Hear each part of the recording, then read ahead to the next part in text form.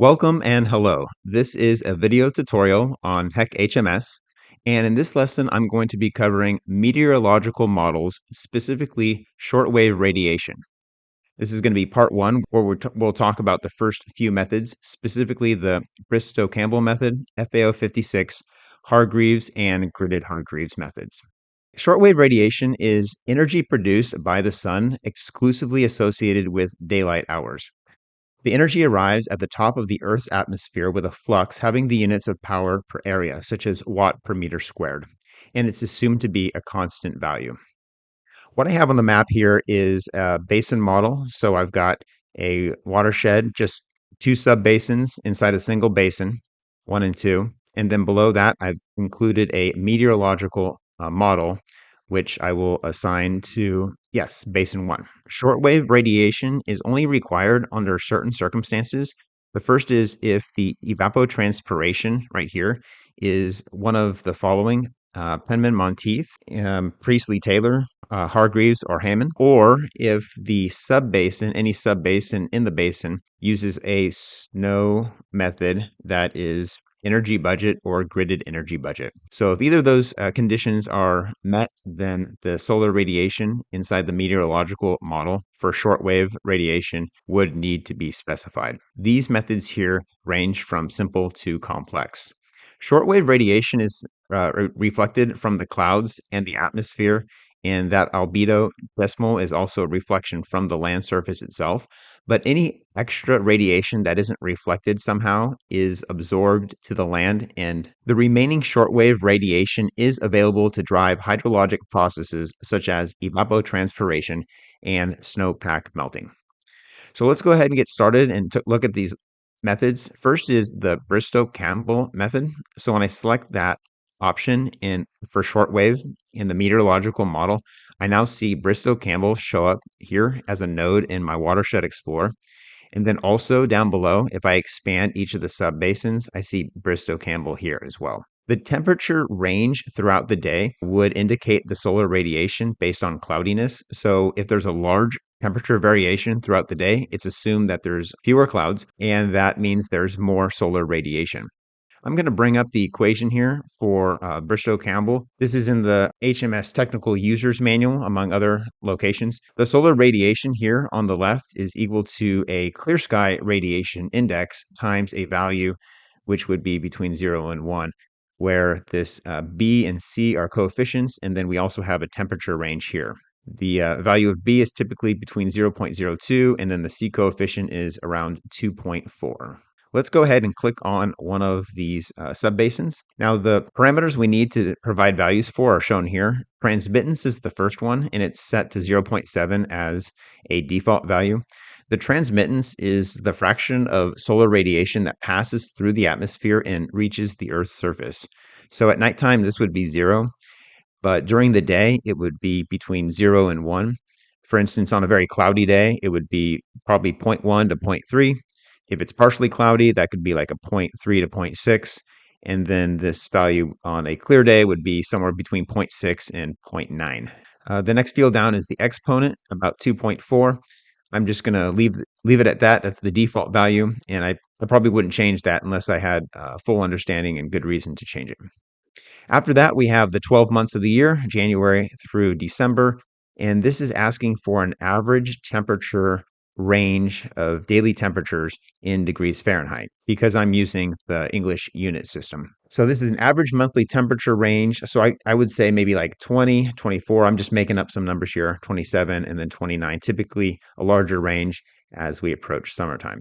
All right, so let's go back to our meteorological model and select the next option, which is FAO 56, our shortwave radiation calculation. Bringing up the equation, we now have a radiation that's equal to this right here. R sub A is an extraterrestrial radiation that's kind of like an index radiation. Variables A and B are just empirical constants, which we do not enter as modelers into HMS. So they may be using these default values of 0.25 and 0.5. N is what we do provide. This is a time series data set referring to hours. And then big N is the maximum possible sunshine duration based on the location on planet Earth. All right, let's go ahead and take a look at the parameters. First, we have to specify the meridian degrees here. This represents the line of longitude that is at the center of the given time zone. So what we would type in here is, say, negative 119.345.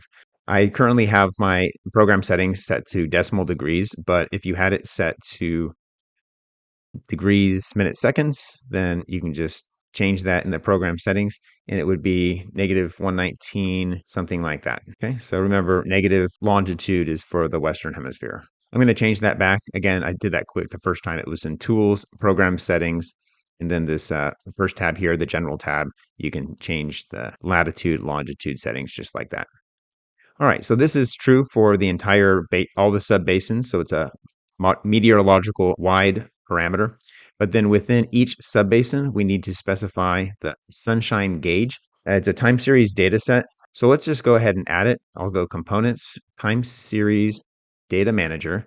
And then for the data type, the last one here is sunshine gauges. Click New. We'll give that gauge a name, Sunshine. I'm doing one for basin and then one for subbasin, and then Create. And then, okay, we can close the manager now.